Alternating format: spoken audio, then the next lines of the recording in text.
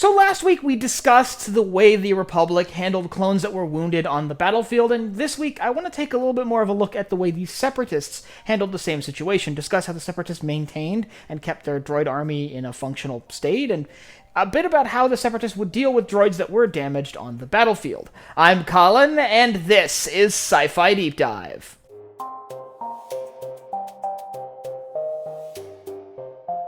Remember, if you enjoyed this video, to head down below and hit that subscribe button. Now, some of this should seem pretty obvious. The droids were individually far less valuable to the Separatists than the clones were to the Republic, and that's pretty obvious in the way they're maintained and even the way they're deployed on the battlefield. But I want to dive a little more into the specifics and first talk about why they're less valuable, but then I do want to discuss a bit about how they were maintained, so let's just kind of dive right in with some of the reasons why the individual droids would be less valuable than an individual clone trooper. And that really comes down to cost and combat effectiveness. The Separatists leaned a lot into a particular strategy that didn't necessarily require high combat effectiveness individual infantry units. Instead, they relied on swarm tactics, something that would be expanded upon by the Galactic Empire, but the idea was more or less, we're just going to throw a massive number of troops which have individually no real effective combat training, they don't take cover, they just march forward in a big block, and you can't take all of them out, they will eventually just overwhelm you with numbers. That's more or less the idea behind most Separatist assaults. There are exceptions, but that was the core of Separatist strategies. And so, the battle droids didn't have to be very combat effective. They didn't need the best soldiers in the galaxy, they needed the most numerous soldiers in the galaxy. And to make that happen, the droids were built as cheap as possible. Now, before we talk about the cost, I want to talk a little bit more about the combat effectiveness, because there actually are some numbers to this. Droids died at roughly a 10-to-1 ratio compared to clones, and that is pretty understandable. Like I said, the droids seemed to lack all tactical knowledge. They would just kind of march forward at whatever objective they were going for, and however many died is however many died. But ultimately, if you wanted to have an army that was absolutely massive, you wanted something that could be mass-produced as cheaply as possible, and that's exactly what the Separatists did, particularly with the B1s and the B2s, and especially near the later days of the conflict when their production lines had been streamlined, so it was relatively cheap and fast to just keep cranking these things out, and that affects the way they're viewed on the battlefield. Ultimately, the mentality here is to just throw droids at your problem until the problem goes away, and however many droids you lose is however many droids you lose. Whether they're lost to enemy fire or their own disrepair is irrelevant. A droid down is easily replaced by a new one from the factory, and the army keeps marching on. As such, the threshold for repairing a droid is likely fairly inoptimal for the droid's survival. Ultimately, a droid would have to have a very minor amount of damage to actually need a repair and be worth that repair,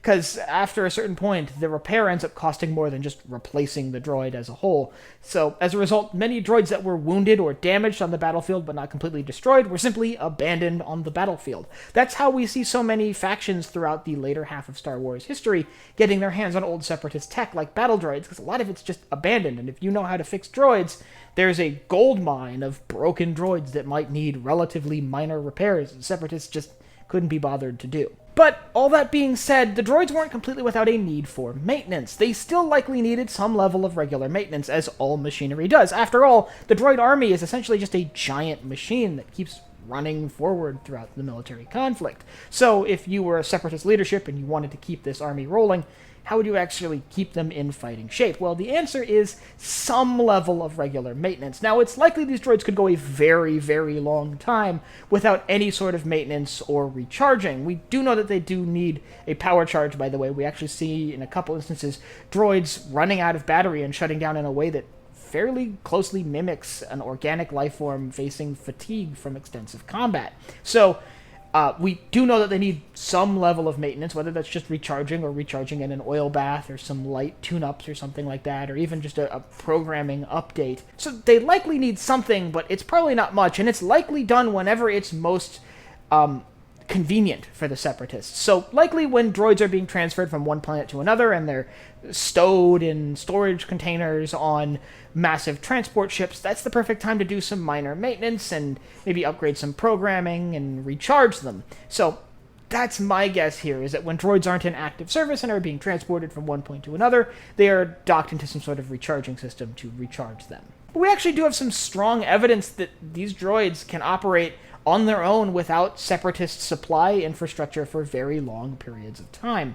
Because in Rebels, 15 years after the end of the Clone Wars, we see an entire ship worth of battle droids still in operational function. Now, they're having some malfunctions, but nothing as dramatic as a droid that was 15 years old and having not received any maintenance in 15 years you'd expect. Now, it's likely there are some maintenance facilities within the ruins of the ship that they're all harboring in, but those facilities are only limited by what quantities they had on board when that ship crashed. So we know that those droids can sit for a very long time and remain relatively combat functional, at least by the definition of the way the battle droids were combat functional during the war, which, once again, they more or less just marched towards a target and kept shooting. Still, this is incredibly different from the way the clones were viewed by the Republic, who saw their soldiers as individual assets that were an investment of the Republic that needed time and energy to be maintained, and were often given medical attention if there was a chance of the clone trooper surviving.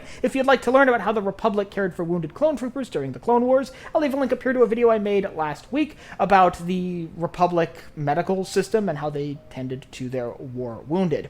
And I'd like you to let me know down in the comments whether you think it makes sense for the Separatists to just abandon damaged droids on the battlefield, or do you think there is a value in collecting them even if you're just going to use them for spare parts?